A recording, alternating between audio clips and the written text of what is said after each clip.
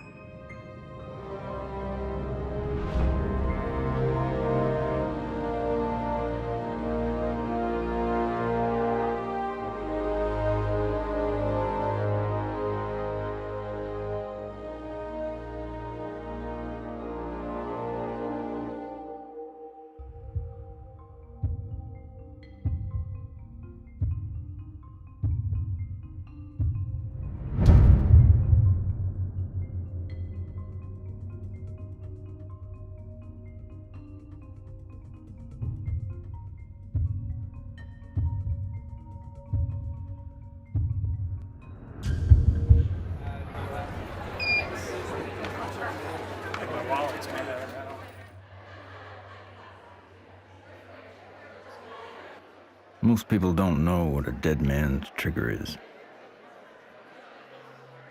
and even fewer need one. A dead man's trigger is a safety valve. For reasons of security, a person prepares a recourse of such severe action that if harmed,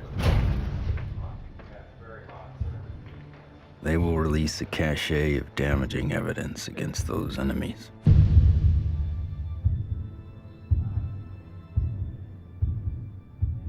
Given his situation, Dr. Stephen Greer is one of those rare men.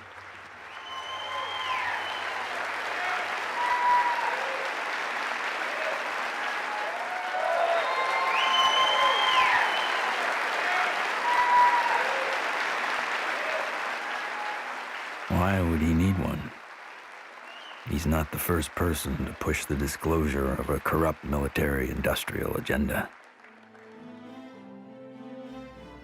In the councils of government, we must guard against the acquisition of unwarranted influence, whether sought or unsought, by the military-industrial complex. In his final public speech, a farewell address, no less, in a time when every second on TV was priceless, United States President Dwight D. Eisenhower decided not to brag about his victory in the Korean War. Instead, he cashed in all his chips to warn this nation of a hidden enemy. We have been compelled to create a permanent armaments industry of vast proportions. The total influence, economic, political, even spiritual, is felt in every city, every state house, every office of the federal government. We recognize the imperative need for this development, yet we must not fail to comprehend its grave implications. When I was with Lawrence Rockefeller at his ranch in 1993, he turned to me and he said, "The implications of this are so vast and so profound that no aspect of life on Earth will be unchanged by its disclosure." I said, "Yes, Lawrence, that's why it's been kept secret. It's not because it's trivial, it's because the implications are so profound."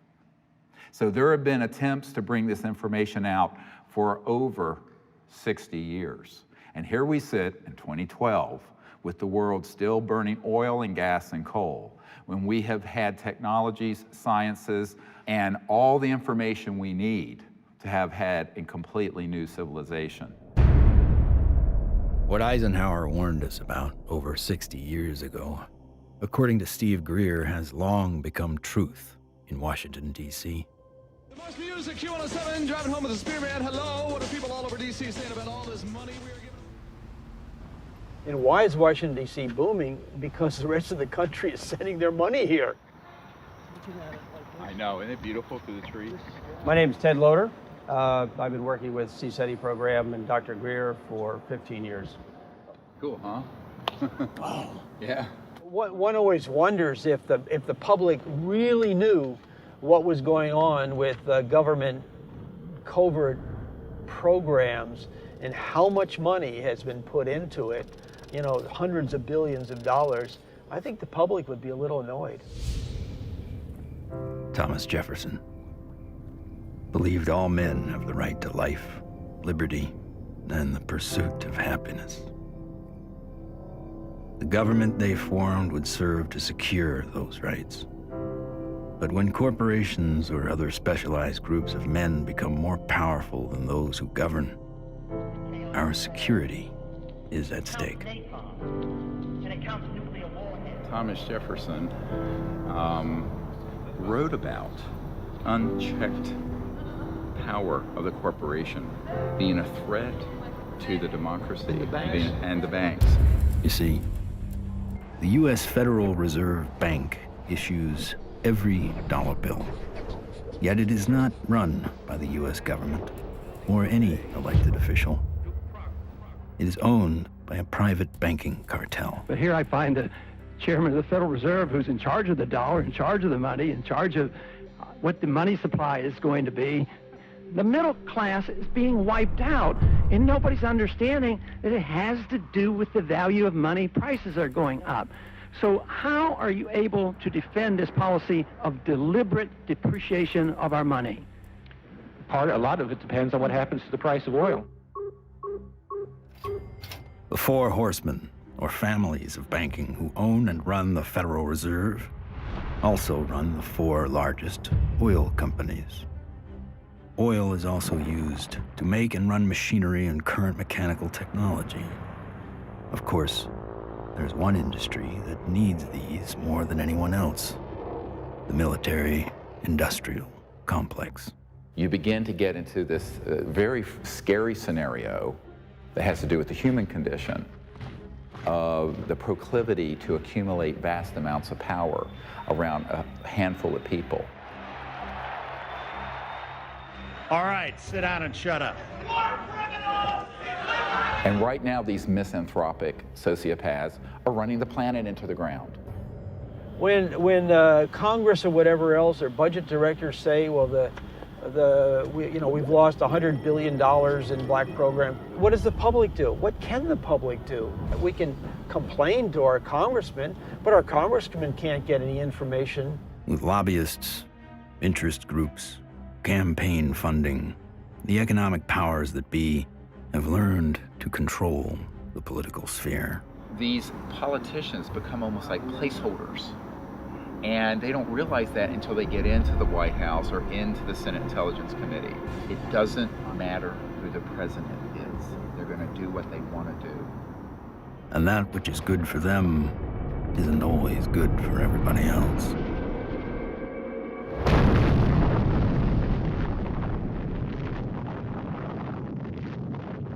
From 1945 to 1998, 2,053 nuclear bombs exploded on this planet. The United States detonated over half of them. Now I am become death, the destroyer of worlds. When the first nuclear bomb was exploded in Trinity, Robert Oppenheimer, one of the founding fathers of the nuclear age, said, "We have done this before."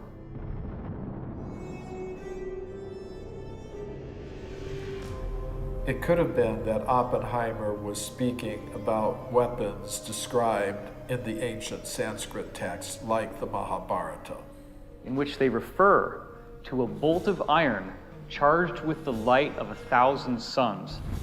This bolt of iron was hurled in anger and led to an explosive event which is very graphically described in this religious scripture, specifically showing all the key indications of radiation sickness and the various problems with nuclear weaponry that we've come to expect. When we started detonating thermonuclear weapons, atomic weapons, and developing these sort of destructive technologies, the civilizations that have been watching this planet for millennia said, oh my God, these people are going way off the reservation. They are now an existential threat to themselves, but also to other planets, potentially. All over the world, we see very conclusive evidence that ancient people were in contact with extraterrestrial life. The Japanese said that their civilization was given to them by a people they called the Dogu, who came from what they described as Anemono Torebune, which translates as bird boat universe, meaning flying boats from the universe. The ancient Sanskrit writings of India have elaborate descriptions of vimanas, or flying craft. These texts are thousands of years old. They predate any conception that we have of spacecraft or aircraft. But evidence is not just found in ancient texts. It is also captured in our ancestors' art, as if it was plainly obvious that ET vehicles appeared in ancient skies.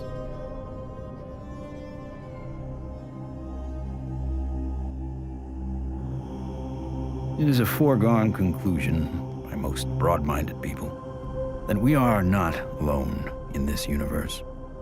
The question is, how close are they? And we all looked up at once. It was almost like an intelligence told us, hey, look over here, we're here.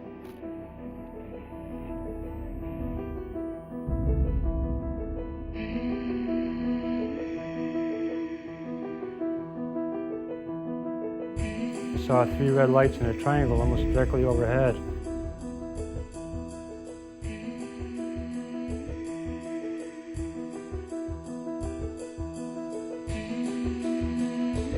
I saw these things and I ran inside and got my brothers and sisters. it actually lifted up, and it could actually turn. I'm gonna ask you to look away.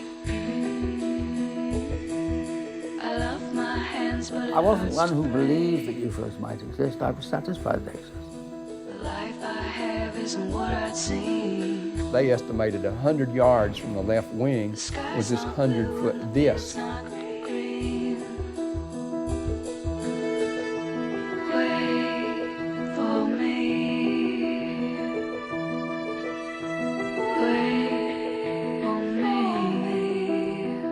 A lot of the astronauts are told to keep it quiet, and they're good Americans too. They develop the film from the moon, everything that's done by NASA.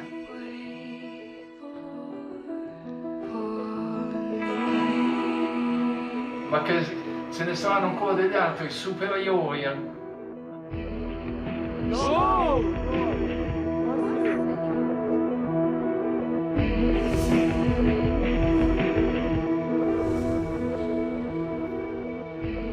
There's so much evidence out there that even if less than 1% is true, that would be enough to collapse the current paradigm and change the whole planet.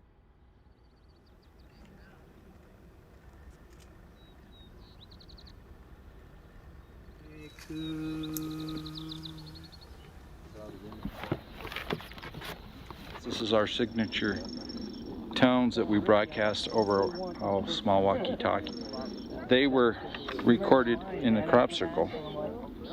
What happens is the extraterrestrials, they come into the area where we vector them in with the signature tones that we broadcast. Then it enables them to home in and get a real good fix on where the site is while we're setting up.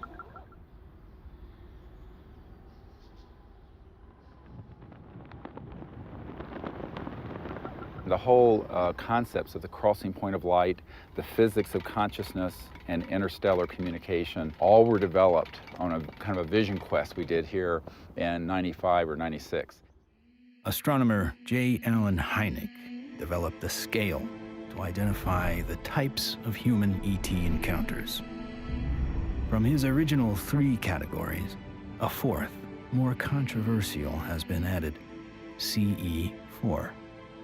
Even more controversial, Stephen Greer added a 5th kind of encounter, CE5. Human-initiated contact. So, how is this done? Given Schrodinger's idea that the number of all minds in the universe is 1, in order to make this type of contact, a human could potentially access that single inner consciousness through intense meditation and then visualize his location down through the Milky Way to the planet Earth to wherever he sits under the stars. In theory, then, any extraterrestrial passing by would be able to hear the broadcast and know exactly where to go, if they choose to do so.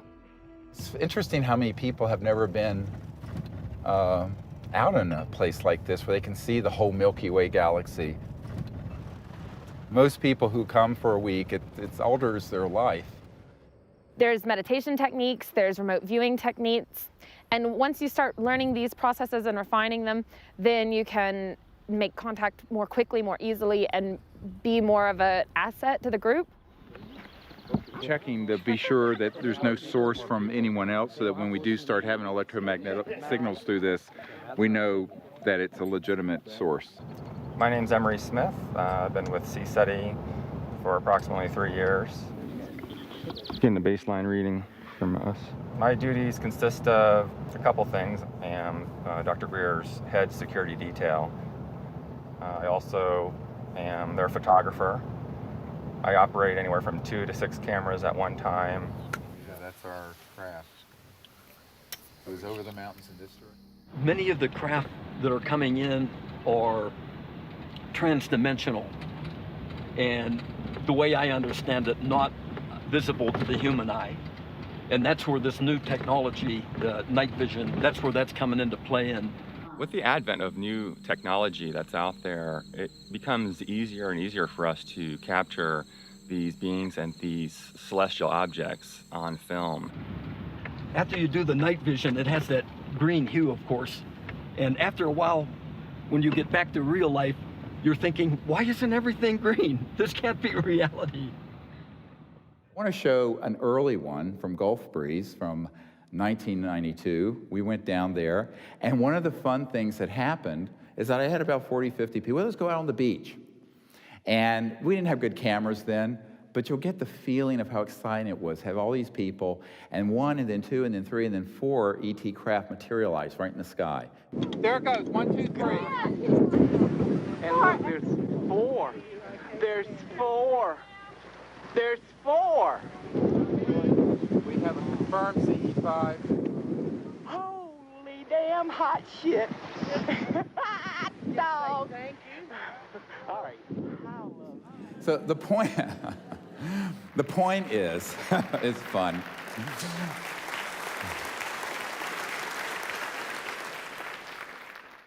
It's your responsibility to go into meditation, find a little bit of time, 10, 15 minutes, and remote view who's up there and how many.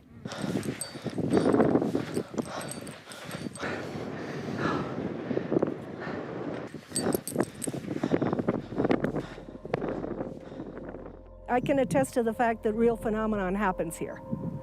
I really feel that his CE5 protocols are based on a spiritual kind of positive contact, and I think that that is an excellent model for any kind of communication, whether it be on Earth, in the United Nations or wherever, but in this particular field it's with cosmic cultures.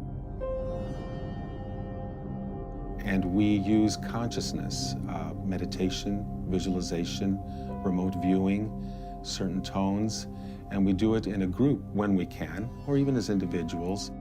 It's just been this series of unbelievable events that are amplified by our meditation. It enforces this communication between us and the ETs, and it's so interactive. I could feel everything, I could hear all the sounds just right there. Perfect. And then this being the little larval one comes up, and we had this hug, and I shared the joy in it, and I'm like just thanking it for this experience.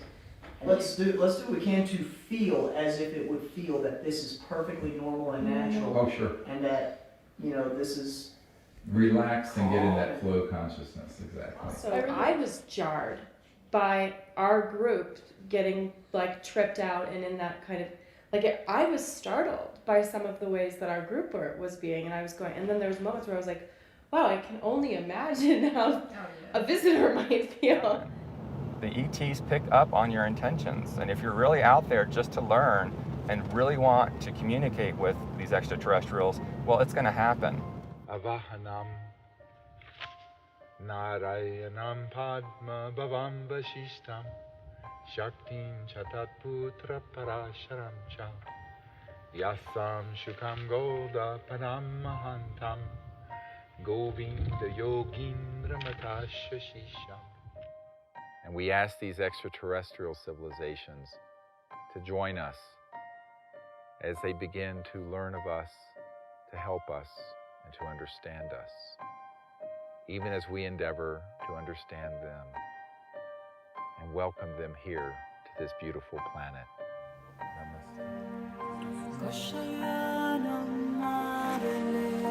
Oh my gosh, another beautiful, stunning, absolutely stunning. Not an aircraft.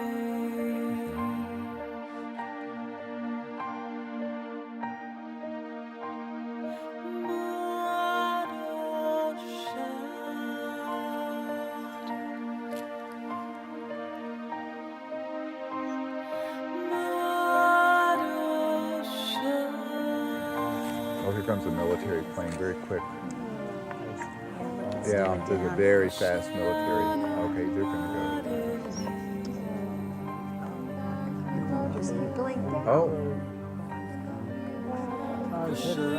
It turned right to it. Yeah. Whoa. Literally, my heart literally sunk when the jet got to where the craft had to phase out. and like to feel all that love build, and then to feel that jet coming in, and it was like on a heart level, my heart literally sunk when the jet crossed the path where it had to take off.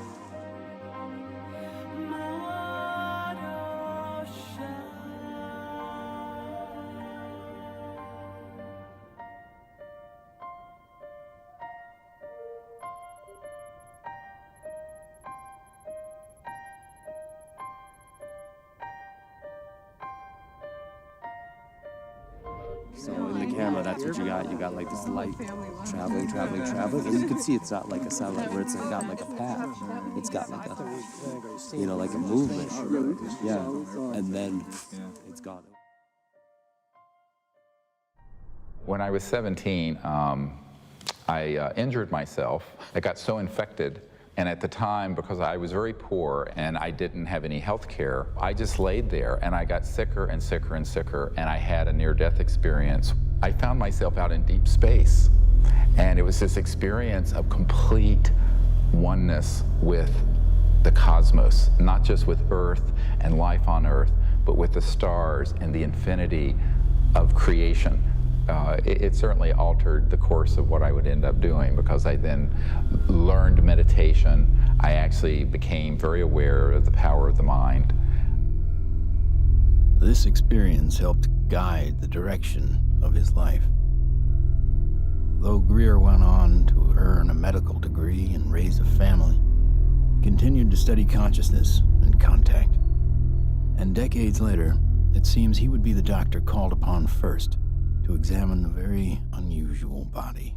This came to us in the last couple of years, and there's a man who runs an institute in another country that I cannot talk about. But he came into possession of a little creature. It is humanoid. It does not look human. We have acquired an EBE, an extraterrestrial biological entity. We're flying over to Europe soon to take some tissue samples and do some DNA testing. This was found in the Atacama Desert. We don't know how it came about. Here's the great view of the face and cheekbone, very complex. Now there is a fracture here, and behind this right ear is caved in, and that's how this ET being was killed. We have the best scientists in the US from Stanford that are going to be doing the testing itself to see what this really is, and also to rule out what it's not.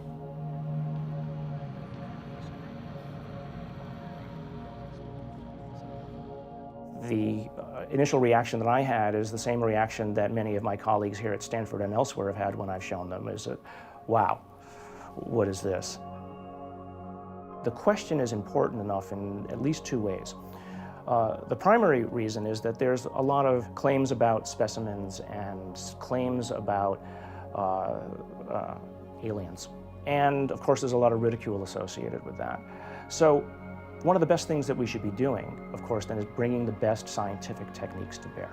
The techniques are available, the techniques are cheap, the answers are nearly absolute, so let's do it. And it's so exciting because it's not just... In setting up for this, I'm going to be giving Steve not only the tubes that this should be going into, but I'm also going to be sending across the microscope that I feel they should be using to do the analysis with. Before we even get started with some of the analysis, I think it's going to be important to rule out some of the obvious critiques that could come up. And one of those critiques is that this is a syndrome or a mutation. This is a bone dysplasia. And luckily, here at Stanford, we happen to have literally the world's expert, the man who wrote the book on bone dysplasias and syndromes, a gentleman by the name of Dr. Ralph Lachman, who has kindly agreed to look at the specimen, both the pictures as well as the CT scans and the x-rays, to help determine whether or not it's anything that he's ever seen before. I think that a dozen or even 15 years ago, answering the question of what is this would really not have been possible because the kinds of technologies were not available as are available today.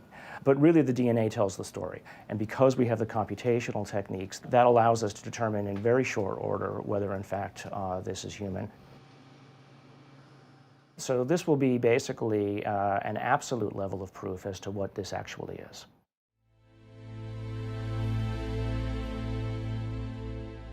The problem is not proving that UFOs exist. It's when you begin to expose the energy and propulsion systems behind how they're getting here. You're talking about unveiling an entirely new science that would replace oil, gas, coal, nuclear power, public utilities. And this is the $600 trillion problem. So the patent office, after they fired me, I had to wait 6 years before I got rehired. Everybody at the office was avoiding the case. But when they finally did, the arbitrator wrote an 85-page report on how the media had caused my dismissal. So I only got a 30-day suspension out of the whole thing, which was taken out of the tiny little bit of 6-year back pay. So that was great. Yeah, it was. Wonderful. Yeah, it made it all worth it, so to speak, because that's how we were able to open the offices and stuff. It was very comfortable. No feeling of being shocked or anything else, just a good feeling, comfortable. What scientists need to do and normal people need to do is they need to look at the hardcore evidence, decide that, oh my gosh, ETs are real, and then get over that. And if that's the case, then you can start extrapolating because they're getting here, which means they have solved the physics problem, if you will. That's an actual photograph that Mark Whitford took, a friend of mine. And you see the stars in the background. So this is a fixed camera. The craft was a triangular craft moving away from him, and all of a sudden it makes a right angle turn. Apparently it has what I would describe as inertial shielding. It's the only way something can make a right angle turn without having everybody killed inside of the craft. Though we experience inertial forces every day, their origins remain a mystery. However, there are theories that point to interactions between objects with mass and a quantum energy field. Inertia is due to zero-point energy interaction. So you're interacting with a charged matrix, which is a zero-point field. If you try to change that, then you get a reaction force. There must be an interference shield of electromagnetic nature that would stop that interaction with the zero-point field. And you can suspect that UFOs have already figured this out because they wouldn't be flying around and still have inhabitants. New energy scientists today are attempting to find new ways to define the relationship between electricity, gravity, magnetism, and propulsion. But as history has shown, change does not always come easy. It's like Newton. Why is that apple falling? Nobody ever asked that question before or even tried to come up with an answer. And Newton comes up with something called Newton bucket, or Newton's problem. The only guy that solves it 300 years later is Einstein. So, how smart can we be?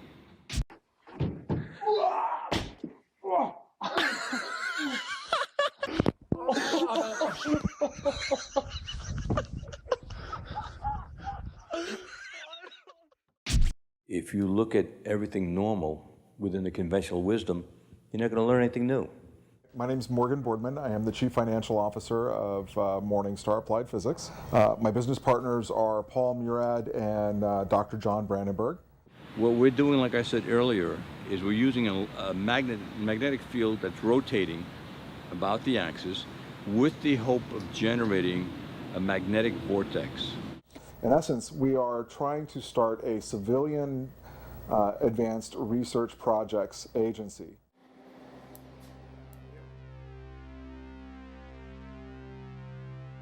Okay, all right, so basically we have 4 options. Option 1 is a retarded potential.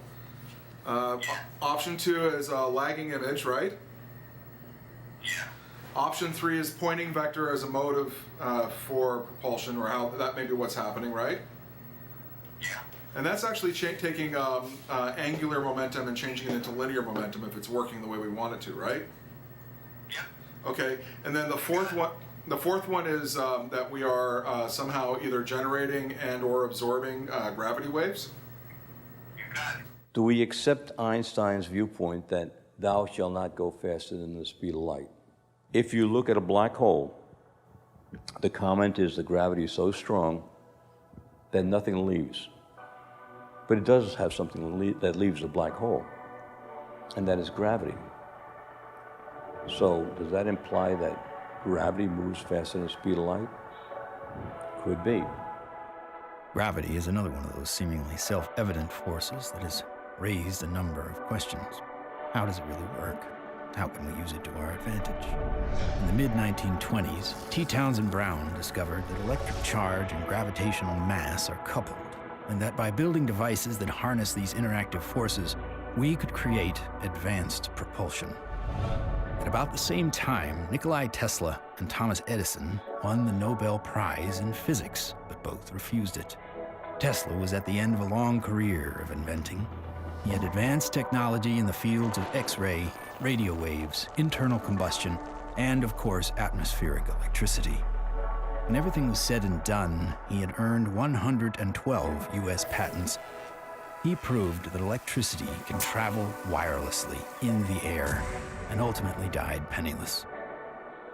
However, his work did influence many others, most notably Lester Hendershot and Dr. T. Henry Moray. Hendershot invented a magnetronic generator to energize an impossible flight, if fueled by gas, that took Charles Lindbergh and the Spirit of St. Louis from New York to Paris. Dr. T. Henry Moray developed the Moray valve, a device for extracting radiant energy from the zero-point field, and demonstrated this device hundreds of times and had dozens of signed affidavits supporting his science. Yet in the end, even these two notable scientists were ignored and bullied. Dr. Moray's device was hammered down and broken into pieces by a competitor, and before he could finish reconstruction, he passed away of natural causes. Hendershot fled to Mexico to continue work, but was found dead at 61 years of age, attributed to suicide. There's all kinds of skullduggery that happened there. I don't think T. Henry Moray ever got a decent chance to ever do anything with that. There is absolutely no question that T. Henry Moray had a system that produced about 50 kilowatts out of a 55-pound box. The conventional electrodynamics model does not allow this to happen. In other words, it doesn't allow you to extract excess energy from the vacuum and use that to power your load. It costs just as much to restore it as was used to destroy it. So we got to put in more than we can ever get out in a load with such a squirrely circuit. And that's the only kind of circuit we've used in power systems since day one. We're still building them. We're still making power systems that deliberately kill them. So we pay the power company to have a giant wrestling match inside his generator and lose. In the 1950s, there were some very provocative articles saying that, oh, electrogravitics is the best thing since sliced bread, how all the aviation companies are now backing electrogravitics, they're all doing experiments on it. Well, within a couple of years, there was no news at all. Once they figured out that they could really control gravity, 1954, it all went black. Do you think the boys in the black projects have solved that problem? Because it sure sounds like it from what the witnesses have told me. I wouldn't know. I wouldn't know. Sorry, but I can't even think about it. I've seen so many things in my life, it's just hard to say. A local inventor has discovered a way, hear this, to use water to run your car. What Stan shared with me was interesting. In order to run this engine off of water, we've also had to learn the ability to adjust the burn rate of hydrogen to co-equal the fossil fuels. So he applies for a patent, and then he gets a call from actually a visitation by two guys from the Pentagon. The Pentagon flew a lieutenant colonel in last week to look at Meyer's invention. There's talk of possibly using it in the Star Wars defense program and to run Army tanks. But he asked that this become a public patent so that the civilians could benefit from it. And he indicated that if we don't do that, overseas people will. In 1996, Meyer was sued by his investors, who claimed the device was not revolutionary, despite verification of the unique voltage intensifier circuit by the U.S. Patent Office. Meyer was brought to trial, but key evidence was not allowed. His oral testimony was not even recorded due to an audio recorder malfunction, and the judge recessed early for vacation. Later, Meyer made an appeal but was denied. He was found guilty of fraud and ordered to repay his investors, putting an immediate dent on the idea of funding new technology. On March 20th, 1998, Stanley joined his brother and 2 NATO officials for a dinner meeting. Stan took a sip of cranberry juice, grabbed his neck, ran out of the restaurant, and fell to the ground, saying, "They poisoned me." He fell down after eating at a restaurant nearby where he lived, fell down the parking lot, said, "I've been poisoned," collapsed. And that's on the police report? The police report confirms his words. The cause of death was written to be an aneurysm, though he left behind just enough materials for others to piece together his process. The full secrets of his device died with him.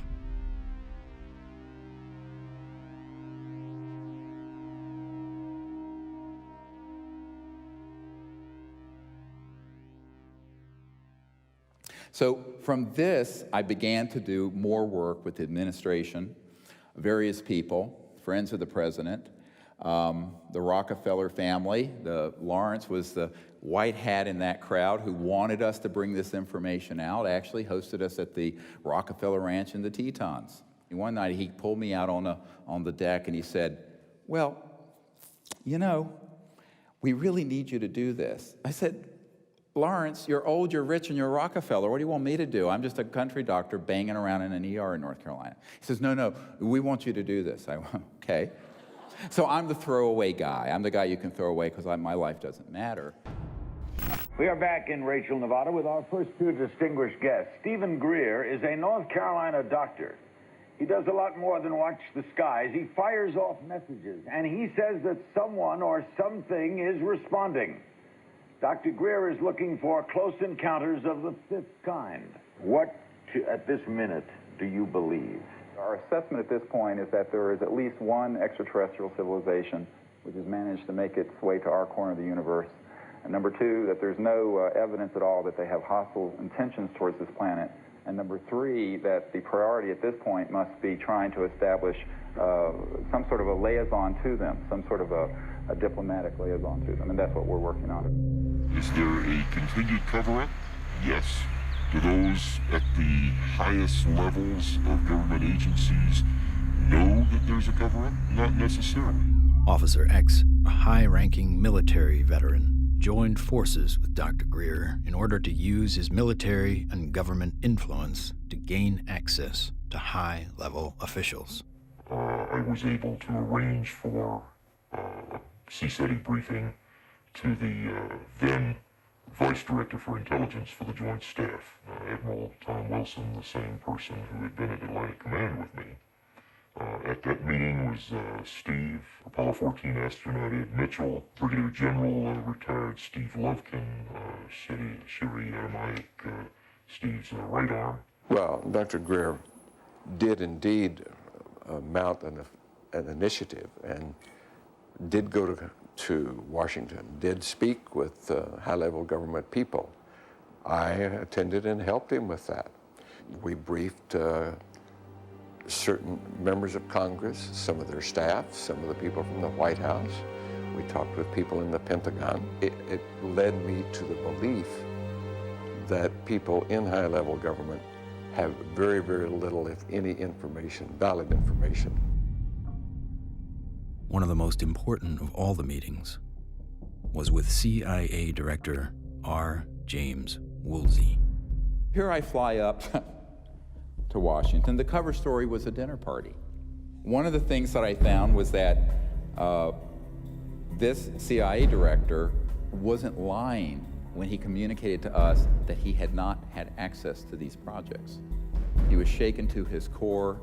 We met for not 20 minutes, almost 3 hours. And by the end of it, I handed him, my hands were shaking, I handed him this document, and it was a position paper recommending executive orders and the things the Clinton administration and he needed to do to get control of this mess. And he looked at it, and he looked at me. He says, yes, he says, but how do we disclose that which we have no access to? And I almost wept. I went, what? Dr. Greer approached many D.C. officials in an attempt to gain an audience. One of the people who took him seriously was former CIA Director Bill Colby. If there's truth in it, there can be a danger in that situation. We've seen that happen in other cases. I said, you have to consider the possibility of some danger to not only your reputation, but to your person. I mean, people do react rather violently to some kinds of charges, or particularly if they're true.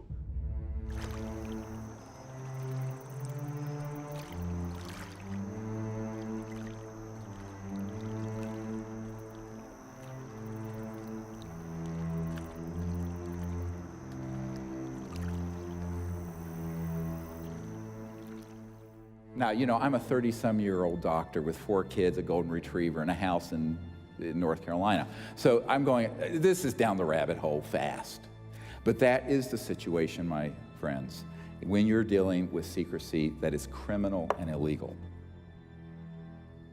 In 1997, in an effort to push his message deeper into Congress and the White House, Greer headed to Phoenix to prepare a video with his best evidence to show in Washington, D.C.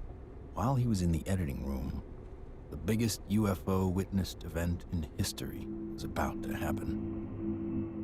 On March 13th, 1997, when the Hale-Bopp comet was very clear in the northwest sky, thousands of people were outside trying to get a glimpse of it when they also caught a glimpse. These orbs, giant orbs, equidistant in a V formation of 1 mile to 2 mile wide in some very credible reports. And that's the particular area where these phenomena keep popping up from my vantage point.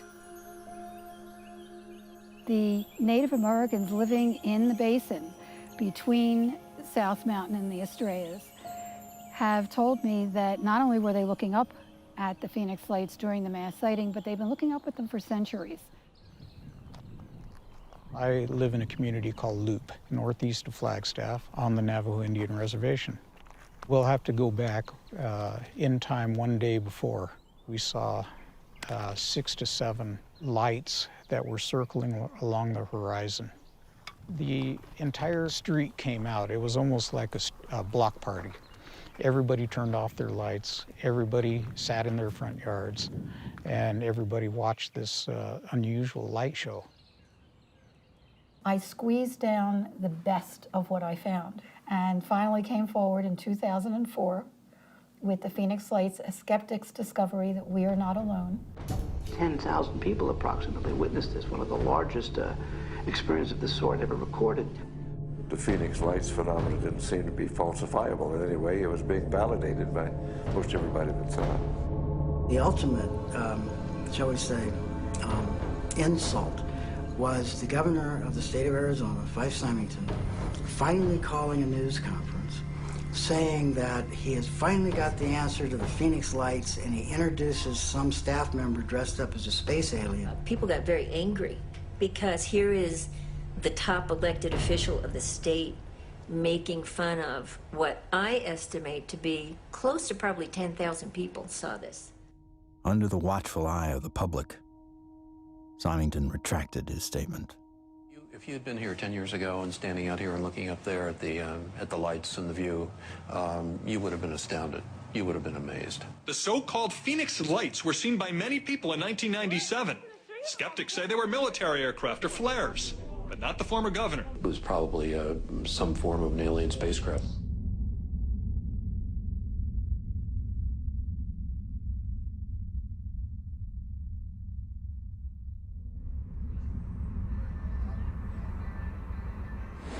On our way to Barcelona. Barcelona. To retrieve the evidence. Dr. Bravo. Hi, baby. Are you ready for the trip? I'm ready for the trip. I'm so excited. Okay. We're going to do some very wonderful work, and I can't wait to get the results. Upon Upon arriving in Spain to look at the being for the very first time, I was kind of skeptical. It was definitely a game changer for my thought process to actually see it in person than to see it on film. The first thing we had to do was go to the radiology lab because we needed x-rays and CAT scans before we did anything. Porque esto es, ya se lo comenté que era un poco difícil de hacer. Es, ¿okay? The best we can get. Lo mejor que pueda pasar. Porque evidentemente no se puede manipular para nada. No. The head radiologist at the center saw the beam and was quite impressed. And the first thing she said was, "Wow, that looks like an alien." That's really okay. This is fabulous. This was pretty good for you. Yeah, okay, that's good.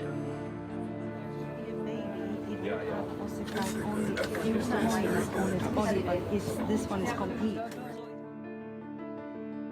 When the CAT scan images started coming up on the computer, it was just profound. And I saw inside the bone, and I saw, organs and lung material, brain material. I knew that this was not a hoax, it was not fake, that this was actually some sort of living creature. Right, well, if somebody made it, they have a future in microsurgery because they were smart enough then to put in these millimeter-wide bone holes where the arteries go in to feed the bone marrow.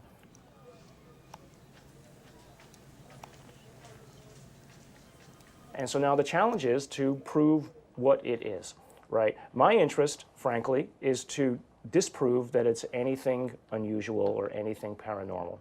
I would like to prove that this is human. I would like to prove that this is just an interesting mutation. But obviously, if you leave your mind open, or I should say, if you leave your mind closed to alternatives, you'll never see what those alternatives might actually be. In every situation with scientists, your reputation's at stake.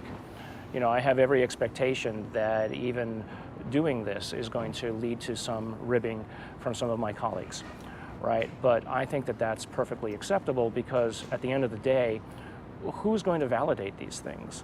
If someone isn't willing to step forward and do it right, then you're going to have it sitting out there forever, hanging in limbo, right? I mean, if you let other people and their opinions stop you from believing what you know to be true, then all you're doing is stopping the possibility of progress. Anytime anybody tries to study this subject seriously, we're subject to ridicule. I'm a full professor at a relatively major university, and I'm certain that my colleagues at the university laugh at me and hoot and holler behind my back when they hear that I have an interest in studying unidentified flying objects. There's really a subtle kind of suppression at play here. You don't worry about what the CEO of Enron thinks about what you say. You worry about what your friends think. You worry about what your parents would think if you posted whatever you care about on Facebook or something. We take the risk to appear to be a crackpot.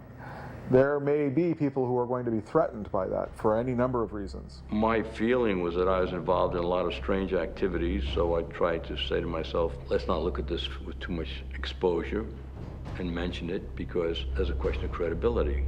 This should be the subject of rigorous scientific investigation and not the subject of rubbishing by tabloid newspapers.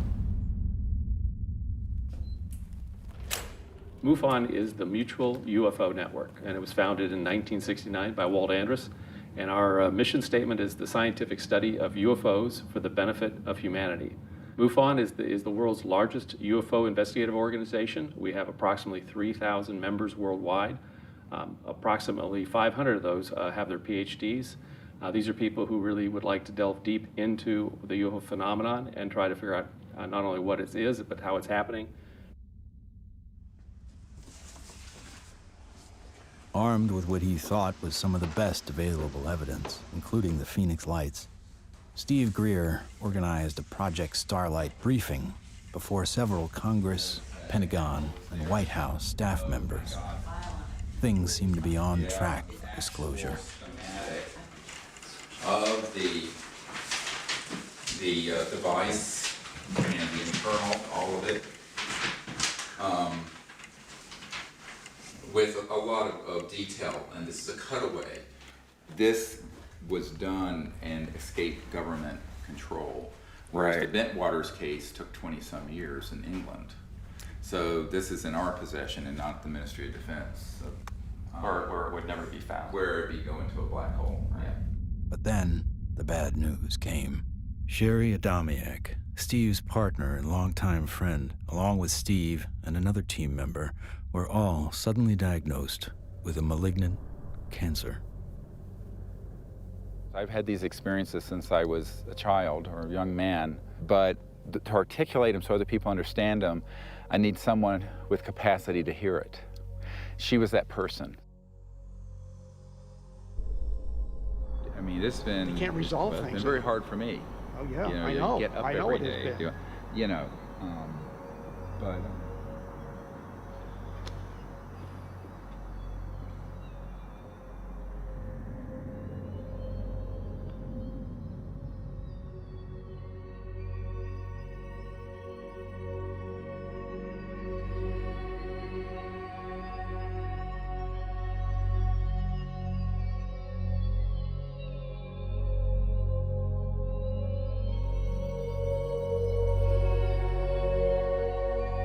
One of the last places she wanted to come was here. So she asked that her ashes be placed on the land. So we put her ashes around that tree.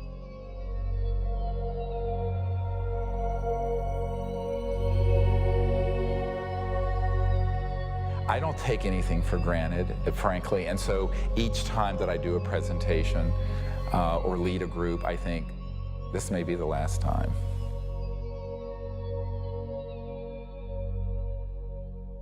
The thing that has kept me going the most is not any external thing, but the experience of that near-death experience where I know that there's an aspect of us that doesn't die. That is why I can go mano a mano with these elements and not be afraid. I shouldn't say be afraid, not stand down. Everyone has fear. I've certainly had my fears. But it gives you an anchor so that you can go forward.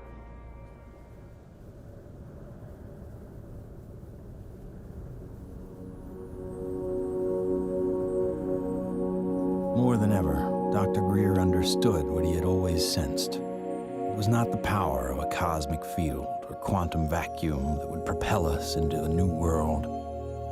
It was the mind. This really is the opening to an entirely new science of consciousness.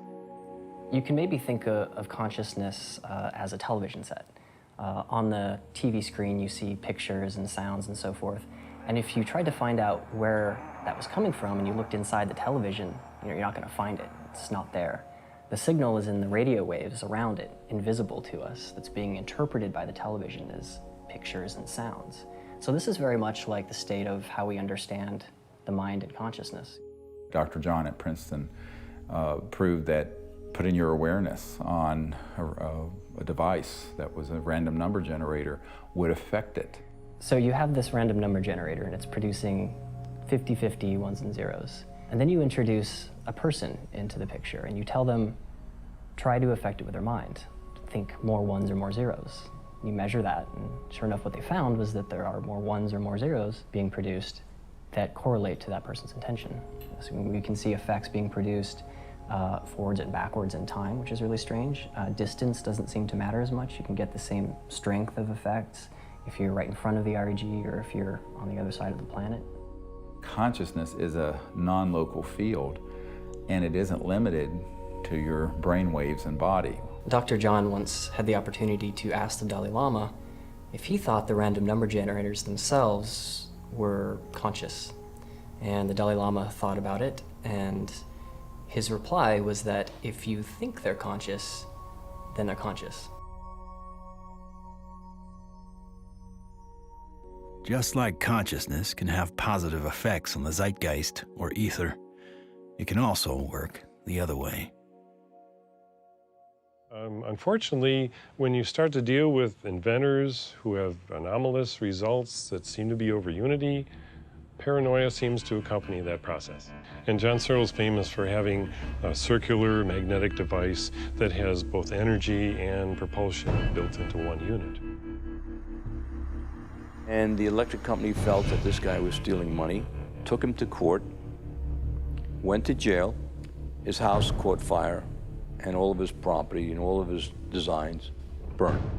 The concept of freedom, this sort of idea of people having the liberty to pursue happiness and to pursue abundance, this has been completely, in a sense, turned upside down.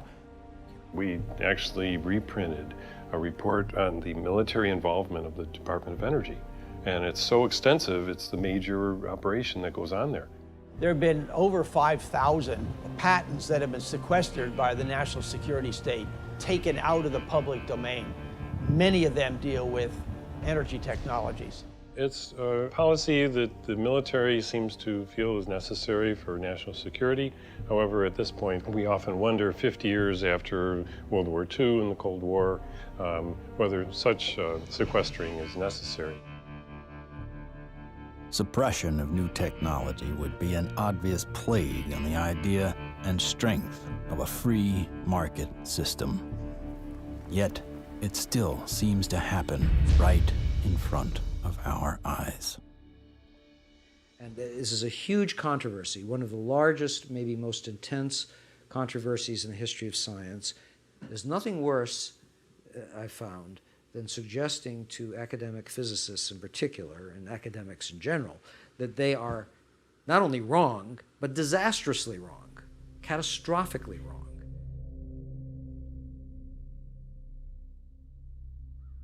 Cold fusion patents have not been approved. They will not get through. American citizens are being denied their constitutional rights. I inadvertently was looking through some piles of paper that had been given to me in a casual manner by all these hot fusion physicists as they were trying to do their calorimetric repeat of the Pons-Fleischmann experiment. And I was stunned. I couldn't believe what I was seeing. It looked like monkey business to me at the time, and it has turned out to be exactly that. It was represented as a negative result when it was positive. And that data is scientific fraud, as far as I'm concerned. It's been referred to legal authorities in the government. I asked for a review at MIT, got nowhere. If this type of manipulation had occurred in any legitimate research area, such as cancer research, AIDS research, global warming research, anything that's accepted as reasonable to be researching, the people would lose their jobs, they wouldn't be in science. And yet, these people today, their data is used today, to year 2000, and all before, to reject patents.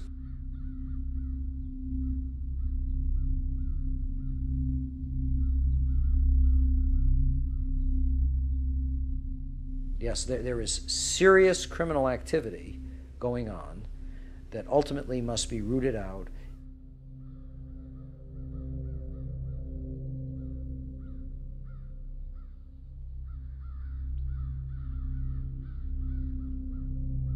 It became very clear to me that, you know, you kind of had a tiger by the tail here, and that this was serious. For a moment, Dr. Greer considered shutting everything down. He had been threatened and swindled far too many times. Sherry was gone. He had no office, no staff, no money. Back in 1998, I was given information by a friend that Dr. Greer was having a conference. Literally the month that Sherry Adamek passed away, within 30 days, I have this scheduled event. So I went to the conference and learned some things and listened. And so she just on a lark came, and she's an emergency doctor like I am. And what really grabbed my attention was he was getting all this information from military witnesses. That was in 1998. By 2000, when we were planning and storyboarding and working the whole disclosure project event out and pulling together all these hundreds of witnesses, we didn't really have the funding to do it. But she got so supportive and involved that she lived very modestly and took all of her excess income and donated it. And I want to acknowledge some amazing people that are here. Dr. Jan Bravo, without whom we would not have the Disclosure Project. But it's not just the funding she's provided, it's the moral support and the encouragement and the friendship. And so she's just become a very key person. And, you know, it's sort of metaphysical and odd that literally the month that Sherry Adamek passed away, within 30 days, I have this scheduled event. Not alone anymore. With the support of a loyal team, Dr. Greer grew his witness list from a couple dozen to over 200. And see that little dot right there? That dot don't belong there.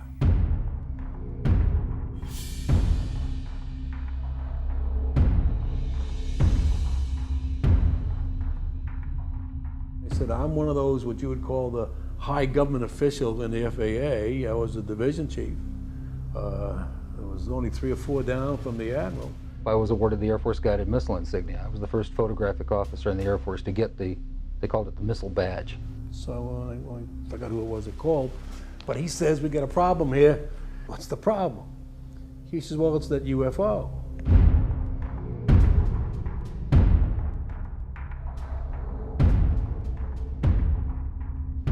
We weren't launching real nuclear weapons, we were launching dummy warheads. They were the exact size, shape, and dimension and weight.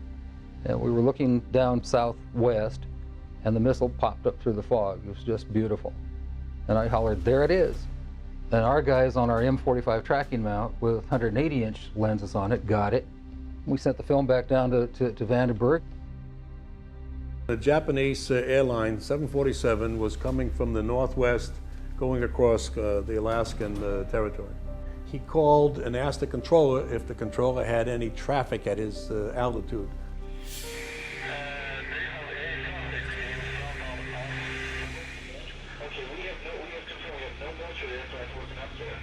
His radar is picking up a target. He sees this target with his eye, and the target, the way he described it,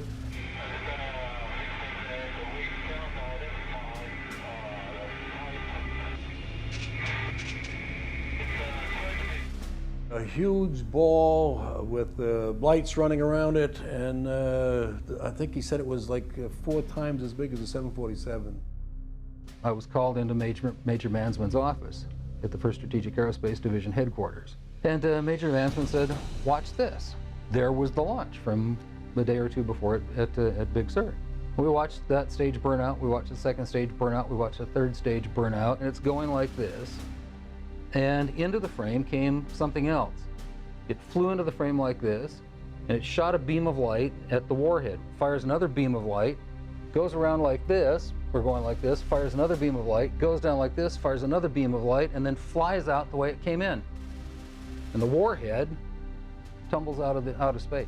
They brought in 3 people from the FBI, 3 people from the CIA, and 3 people from Reagan's scientific study team, and I don't know who the rest of the people were.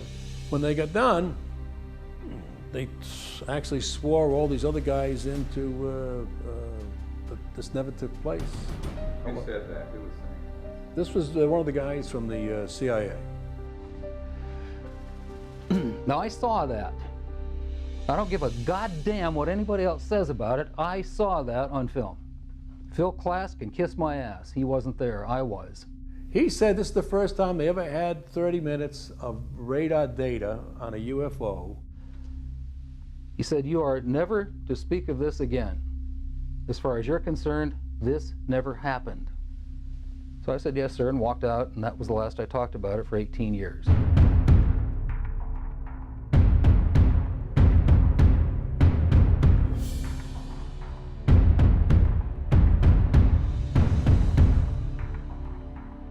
I had the original video that I took, and I had the pilot's report, and I had the FAA's first report that was all downstairs on my table. They didn't ask for that, so I didn't give it to them. There are things that I know about that I did in the service that I won't talk about to you now because they're top secret, and I could get my ass in trouble for talking about them. If you parse what Major Mansman said, he said, you are to say, this never happened. Well, that's not classifying it top secret, is it?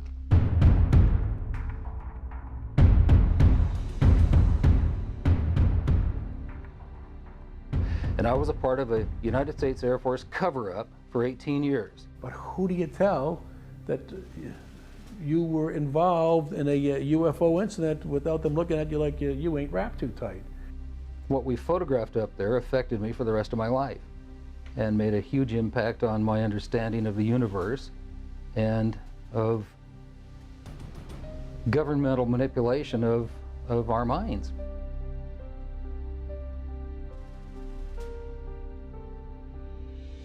Now, with the witnesses on his side, Dr. Greer had the firepower to attack Washington again.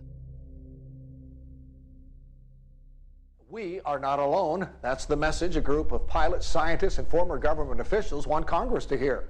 21 members of that group already have testified in Washington for what's known as the Disclosure Project. And we had all volunteers who organized that whole event.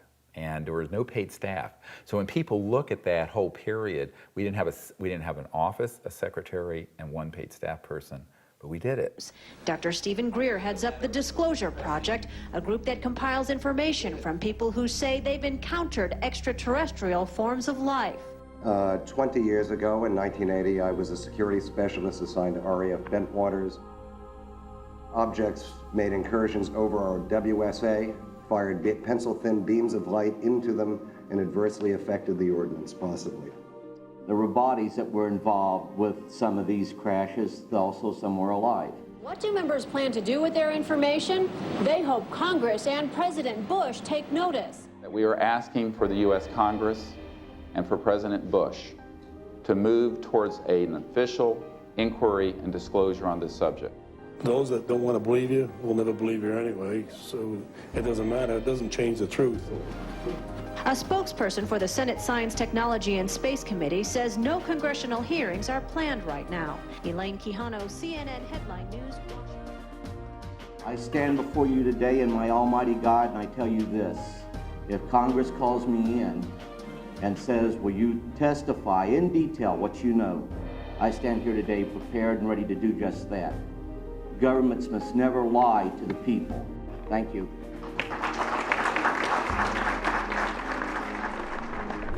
The number of people Dr. Greer had managed to get behind him was monumental. In a perfect world, an event of this proportion, with that amount of coverage, would have been enough to start a legitimate movement. But of course, we hardly live in a perfect world.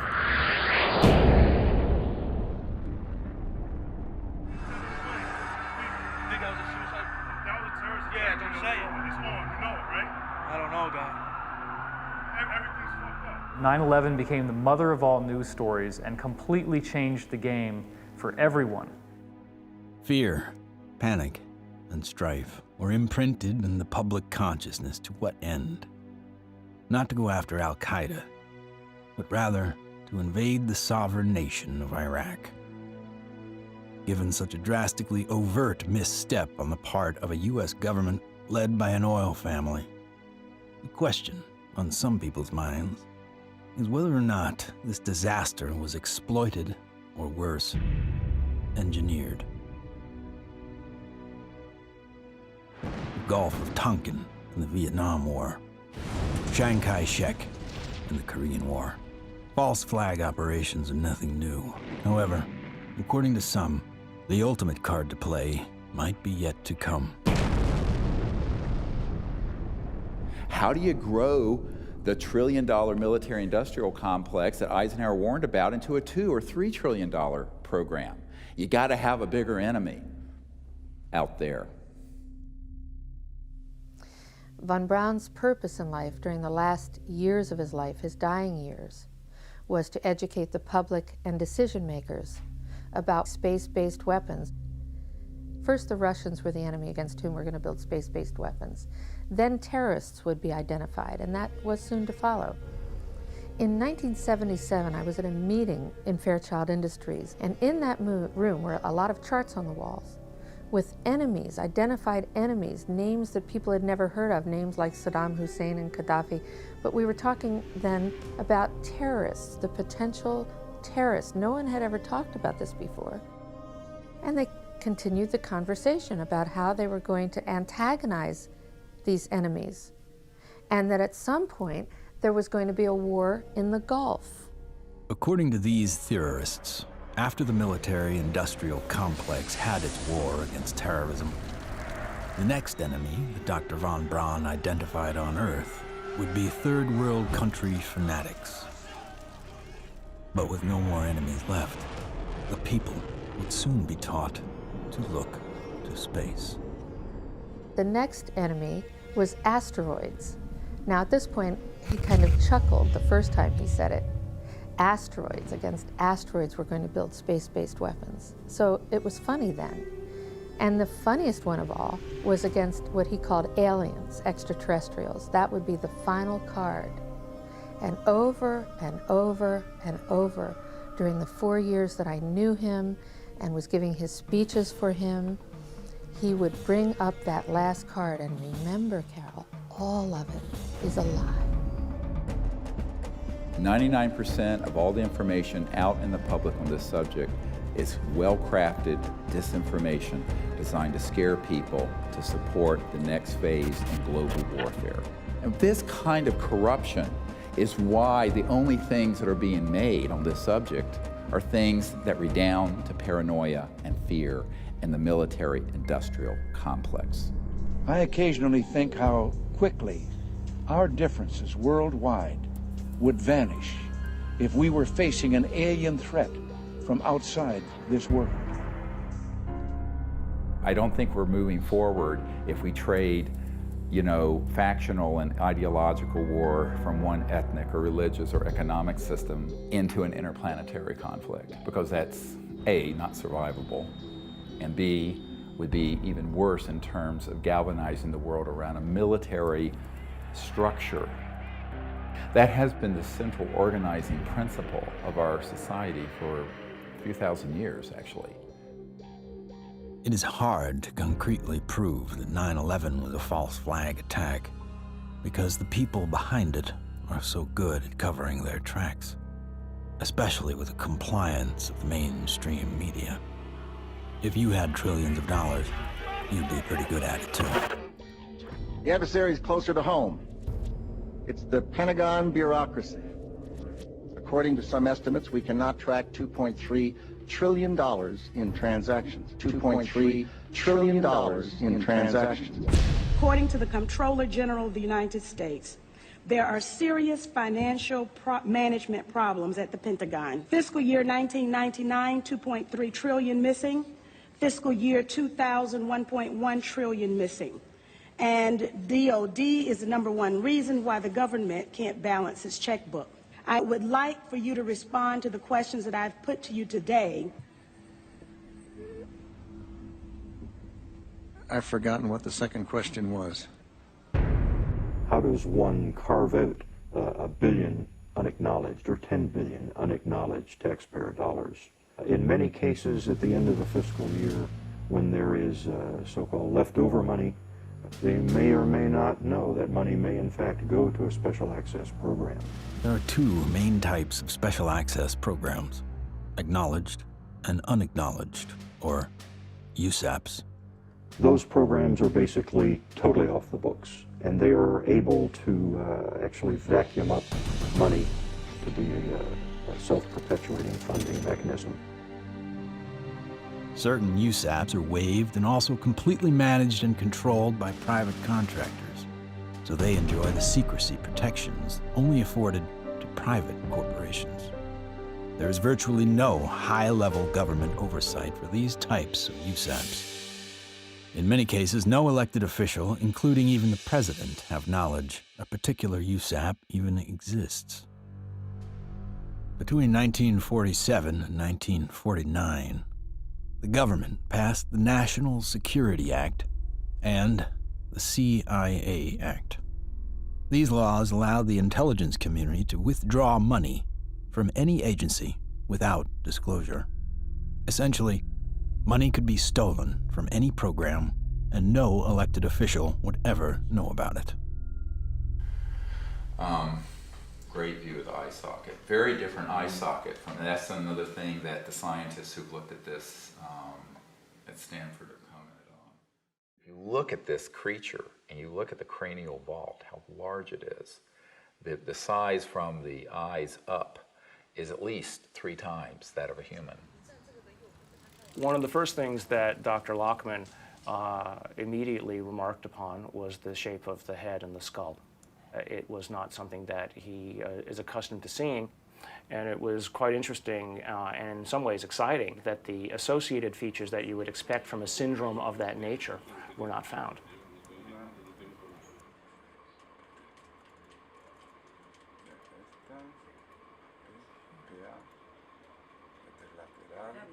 This specimen does not fall under any known, to me, class of disorders or syndromes. In many respects, the proportions of the spine and extremities are normal. The major abnormalities appear to be 1, the size of the specimen, mid-face hypoplasia and underdevelopment of the jaw, and that the specimen has only 10 ribs. Humans normally have 12, rarely 11.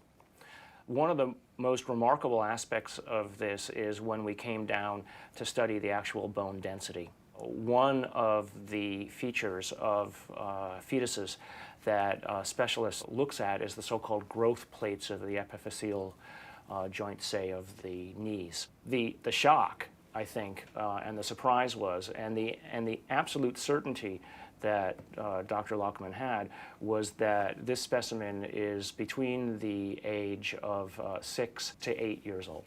The shock was that this specimen was clearly not fetal. How do you explain how something 6 inches tall survived to any length of time that would allow for it to survive 100 or 1,000 years ago?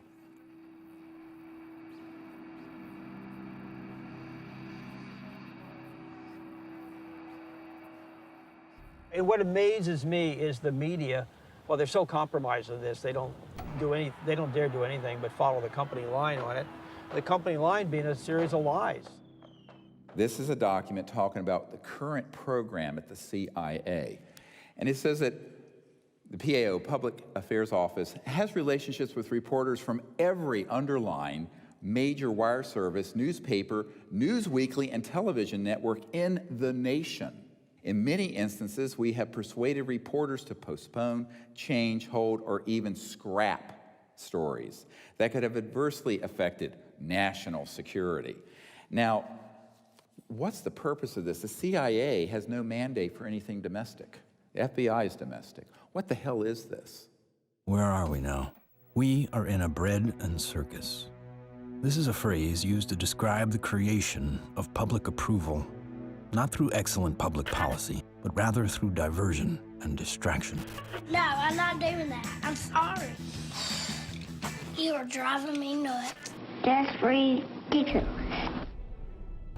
Keep people fat, keep them happy, keep them diverted, and keep them entertained with drivel and shock and nonsense. That's, unfortunately, the sort of thing that has taken the place of news and information. So that what we're seeing today is a world in which perception is being managed by as little as 5 major media corporations who collectively control magazines, newspapers, corporate news websites, television stations, movies, documentaries. Who are these people? Who could be behind the curtain? Who could possibly be controlling us so effectively? A shadowy government with its own Air Force, its own Navy, its own fundraising mechanism, and the ability to pursue its own ideas of the national interest, free from all checks and balances, and free from the law itself.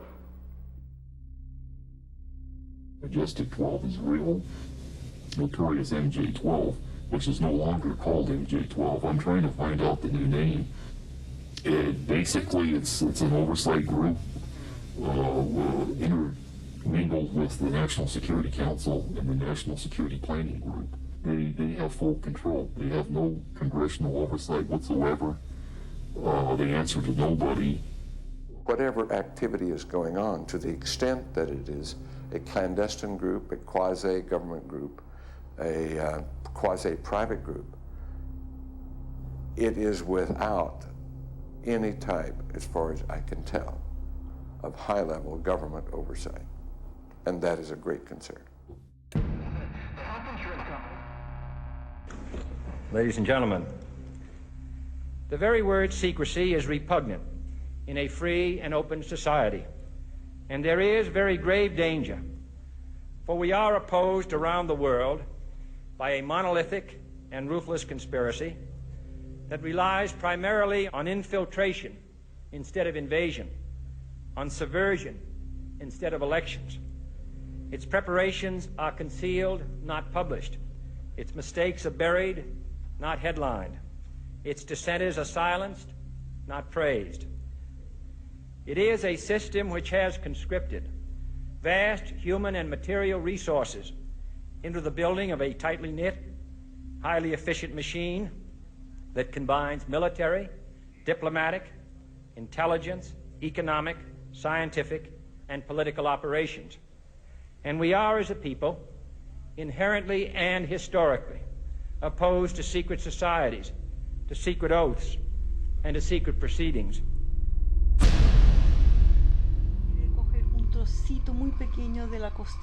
It's got too much tissue on it. They actually want a piece of the bone from at least like a 0.5 of a millimeter in. Como medio milímetro de... We took material from inside the cranium, also 2 clippings of the anterior front ribs of this being. And we were able to see under the dissecting microscope that in fact it did have bone marrow in them, so that meant there should be some good genetic material in there. It was really nerve-wracking. Imagine, 2 big guys here trying to operate on this 13-centimeter long beam. But we did it.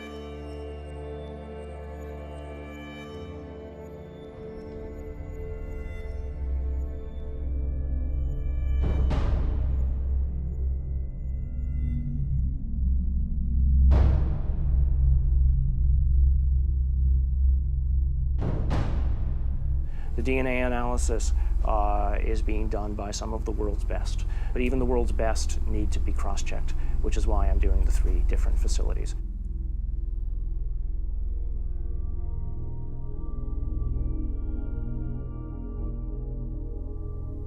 So I actually ran 4 samples.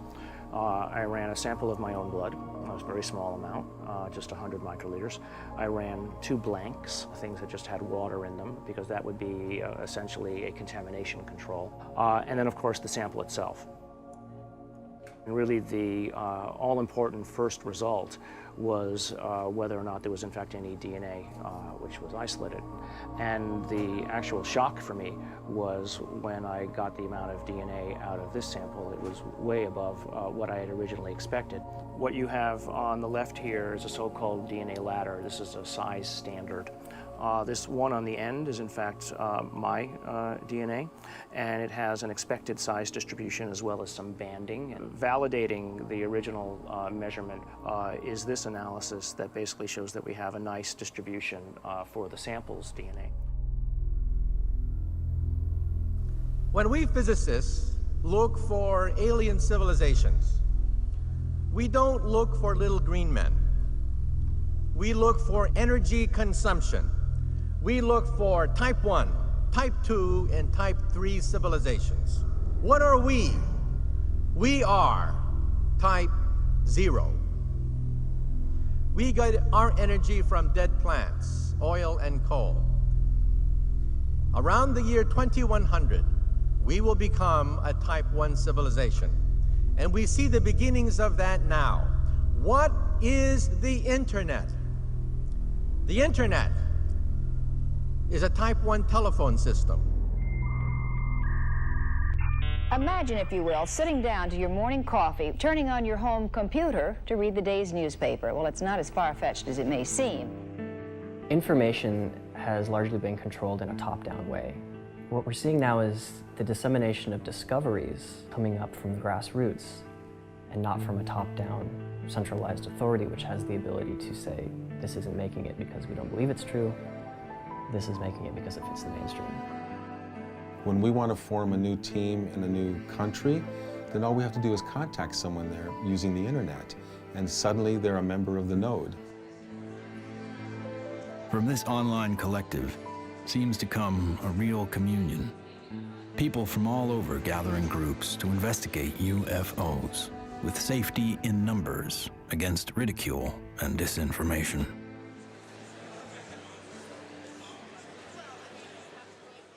What we found in the past is we had a lot of anecdotal stories, but we didn't have a whole lot of data. With the advent of computers, personal computers, and the internet, we've been able to collect the data and analyze it through some 200 plus data points to allow us to be able to compare cases and to see exactly what's happening and what the trends are. Nick Pope is our guest. He made this information public. He's also the former head of the Ministry of Defense's UFO project. So if anybody knows, we think it's you, Nick. The Ministry of Defense is in the process of declassifying and releasing its entire archive of UFO files going back decades. It's interesting and worth pointing out that while the British government is releasing their files and their documents, President Obama, who promised to do the same during the campaign, he still has not. 15 years. 15 years this spring. My God. But I figured that, you know, after the disclosure project, we'd get this information out and we could go on with life.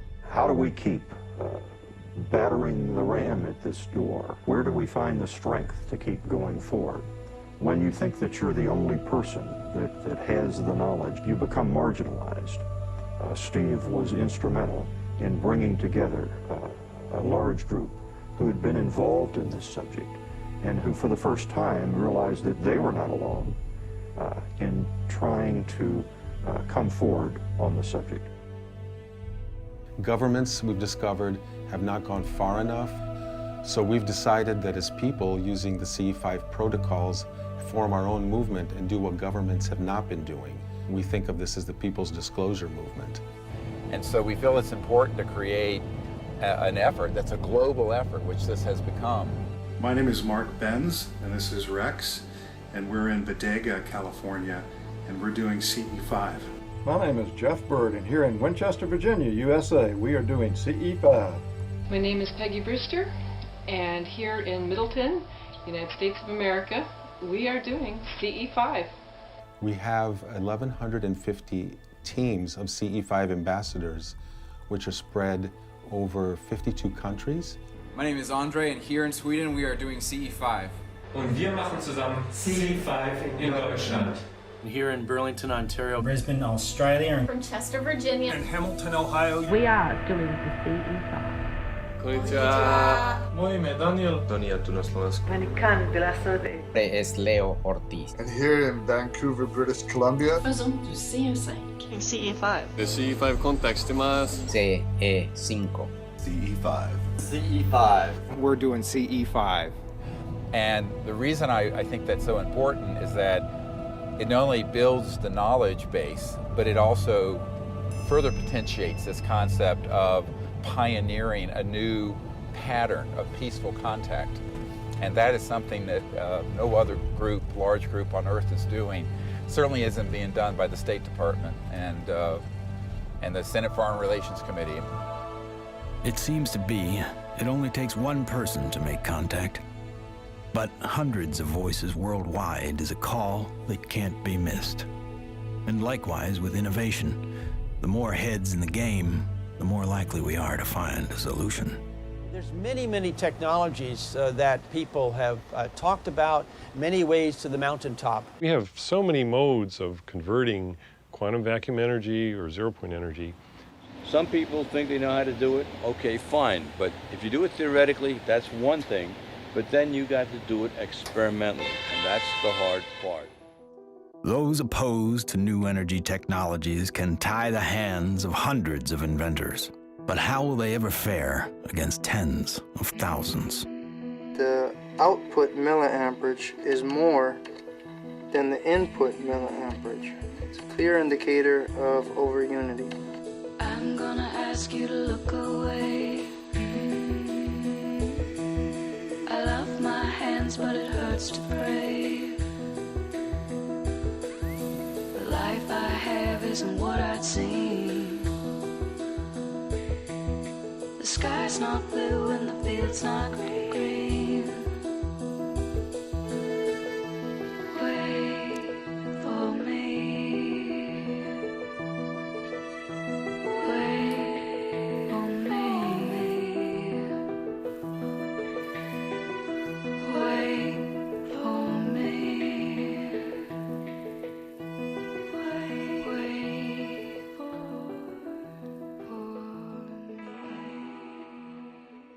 When you oscillate or vibrate magnetic fields, there's an effect in the gravity field. And how to do that linkage is what you're trying to get at, as I understand Maxwell's equations are in that term right there. And what happens is if you're going to have a gravitational effect, it's going to happen over there.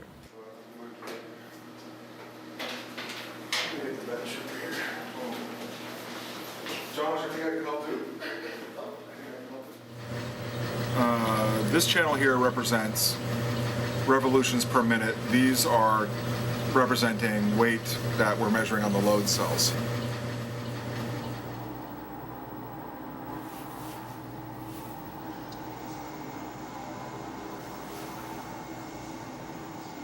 Full steam ahead.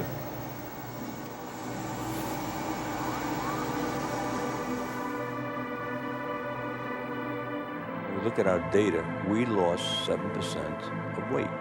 If we move this thing and it loses weight, I must be generating gravity waves. Though the device maintains its shape and size in terms of dimension, it is losing mass. That's a possibility. If it is losing mass, then certainly it would also be affecting time in a very localized manner.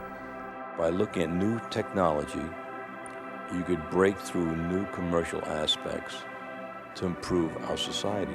We should be looking for a disruptive breakthrough in this technology within the next 10 years. We're on the brink of developing any number of potential propulsion systems which would take us out of the solar system.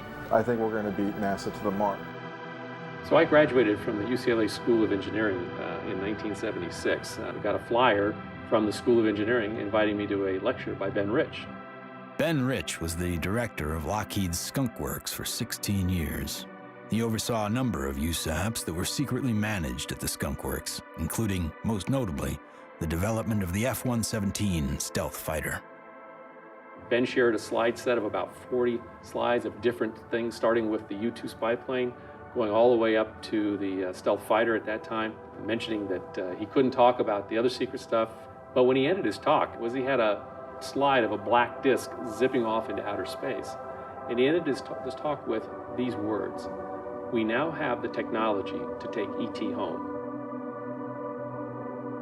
So you have to have vision, and you have to have the guts and the courage to go out past the steps and do something of any value, and we have to go past our grasp. And we asked him questions about it. What did you mean when you said we have the technology to take ET home? Ben shared three major things that I think are worthy of research by researchers worldwide at this point in time.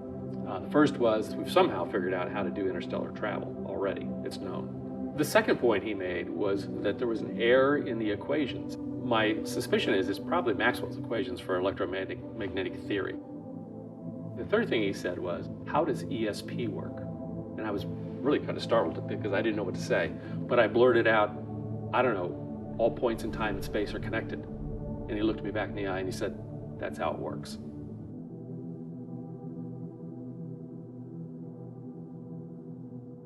History has taught us that to simply innovate new technology may not be enough. We have to find a way to get past the suppression. We've already now had a breakthrough just a couple months ago of the tritium battery. Finally, a company has come up with an actual commercializable unit, but it's very small. It's designed for an IC or some small circuit component.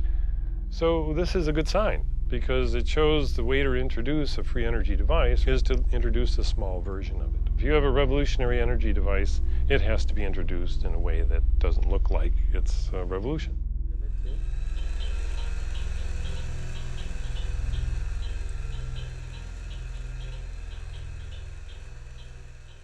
Science is always changing. I mean, even back in the 1960s, they thought that biofeedback, for example, was impossible. But now, of course, we know that that itself is an absurd statement. We have even toys on the market that allow people to play with biofeedback.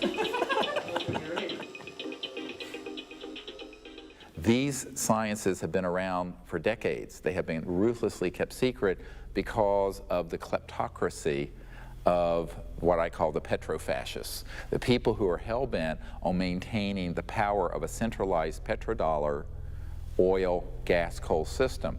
So that does create scarcity because that is a zero-sum game. But when you take us off that system onto this new system, it's an entirely new macroeconomic order, and scarcity becomes non-existent.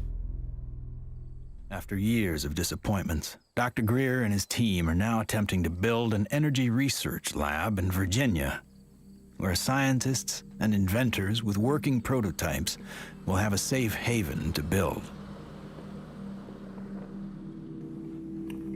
So this is an example of how the analysis is done using what's called a genome browser. And it's more or less a schematic representation of the chromosomes and at a very high level of resolution. So the sequence that we got from the mitochondria tells us with extremely high confidence that the mother was an indigenous Indian from the Chilean area, and the haplotype is called B2A. Now, the other thing that immediately fell out of the analysis is that it's male. It has so-called Y chromosome material. In fact, it's got a full Y chromosome. It probably died in the last century, if I were to make a guess. I can say with absolute certainty that it is not a monkey, right? It is human, or as close to human, closer to human than chimpanzees would be. But when you count up the number of mutations that we're observing, what we're seeing is more than what we would expect to be caused by simple cell division. When the sequencer is creating or making these reads, it's doing it more or less at random. So what does the computer program do that people have written and designed? It takes every one of the little sequences and tries to match it against the known. And then anything that doesn't match, it puts in a little side file and says this is unknown. At a certain point, when enough knowns are matched, I can feel comfortable saying, this is human, right? But if I'm not careful and I don't pay attention to what's in the garbage can, right, what the computer program is throwing away, I could literally be throwing the baby out with the bathwater. What we've done is we've scaled back and we're seeing several chromosomes and pieces of chromosomes across the top, which basically leaves us with a very strange conundrum, right? Here you've got this 6-inch tall, let's call it human, right, because the DNA says that so far it's human, at least the way that we're looking at it. This gene, PCNT, which is known to be associated with primordial dwarfism, we don't have any mutations here. It lived to the age of 6 to 8. Obviously, it was breathing, it was eating, it was metabolizing, and it wasn't living in an environment where there was a lot of advanced medical attention that was given to it to allow it to live to that age. It calls into question how big the thing might have been when it was born. So genetically, you might explain that by saying that there's some advanced aging mutation, something that caused the bone to age anomalously quickly. A gene that's known to be associated with progeria, that also no changes there. So the next problem, of course, is the ribs and the number of ribs in the specimen. Only 10, whereas there are supposed to be 12. So there are no mutations which are specifically associated with that kind of phenomena because it's rarely, if ever, seen. The digits are all correct. The hands are all correct. There are problems with the face. So there's a mid-face hypoplasia, and then there's the larger skull. So again, I think in summary, there are genes associated with any one or two of the anomalies that we see in the specimen, but there is no mutation which is known to accommodate or call for all of the mutations. Even with the things that we know could be assigned to one or more of the anomalies, we don't find them in the genetics of this specimen. That leaves open the question, what genetics is causing the anomalies that we are observing. So although I entered this thinking DNA was the answer, it made me realize that in the context of the bigger biology questions, there are other levels of control that need to be understood and answered. The non-coding RNA, epigenetics, etc. And things that we probably haven't even thought of yet. So if I just look at, this is base pair 19,800,000 or so at this edge of the open region. I can go all the way over here, and now I'm at 21,000 or 22,000. So the answer's not finished, and it's not as easy as actually, frankly, I thought it was going to be at the beginning. So that's basically 2 million base pairs of DNA where nothing seems to sit. It's just like the way societies do things. They try to fit things in boxes. We have literally written a computer program that does exactly that, tries to fit it in the box. Doesn't seem very efficient, so on that basis, people would call it junk. But I think we now know that there's any of a number of other features of what DNA is doing in there. It is expressed. And so we need to be careful, obviously, that we don't let our instincts or the programs that we write to match our instincts make the decisions for us. No matter what, for me, this has been a fascinating, more than an exercise. As soon as I've collated this information into a form that other people can take advantage of, and it's accepted for publication, I'm just going to put it out on the web. I don't have the resources to study and follow down every single angle that this opens up. But, maybe there is a listener out there who will be sufficiently intrigued by this to do the analyses themselves, and maybe they'll find something that I missed. Great. If additional samples or examples are seen of this, I'll be the first in line to want to sequence it, because then all bets are off. I want to say other things here, but I also don't want to open myself up for, attack. This search may have uncovered a major finding about life in the universe and its origins. What is this being? Could it be a missing link in evolution? Could it be an entirely new species? Or simply a disease we have never seen before? Or could this be an extraterrestrial being from another world?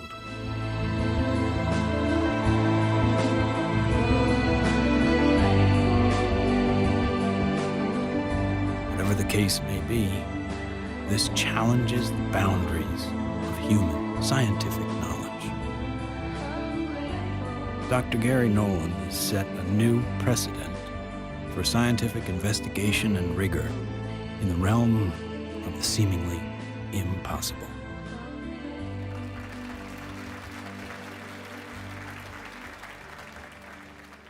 Now, we have now over 4,000 cases of extraterrestrial vehicles that have landed, 3,500 pilot cases, over 5,000 documents from the U.S. government, and hundreds of thousands of pages of documents from 14 countries that have opened their files since the Disclosure Project was launched 11 years ago.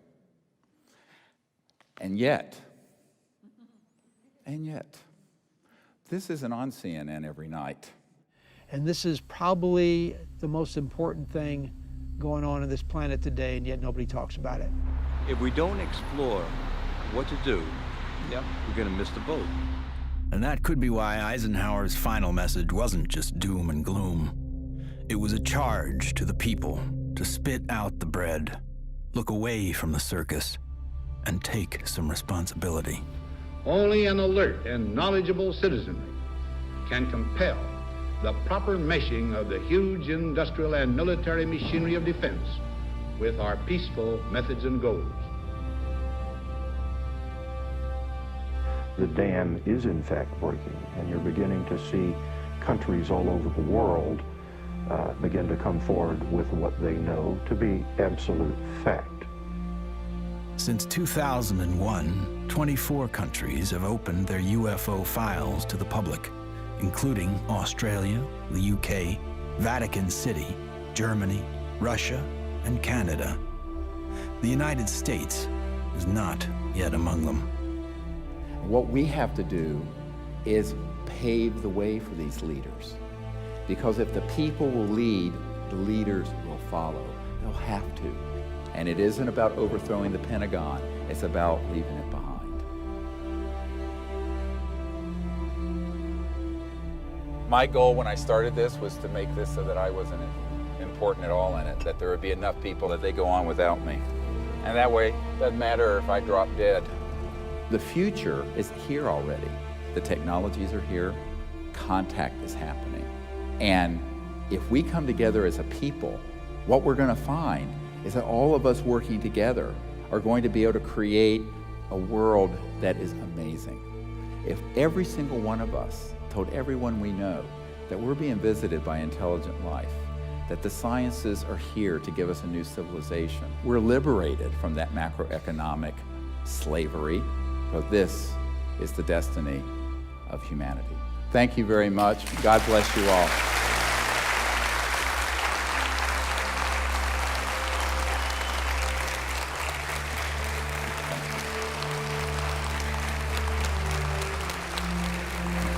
Thank you.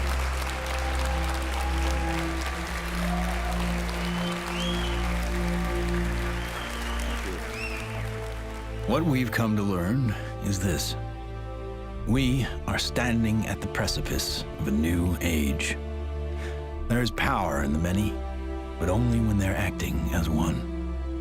That's when resonance happens. Whether joining together as a responsible citizenry against the forces standing to divide us, or joining consciousness to unite with the beings who are prepared to communicate with us.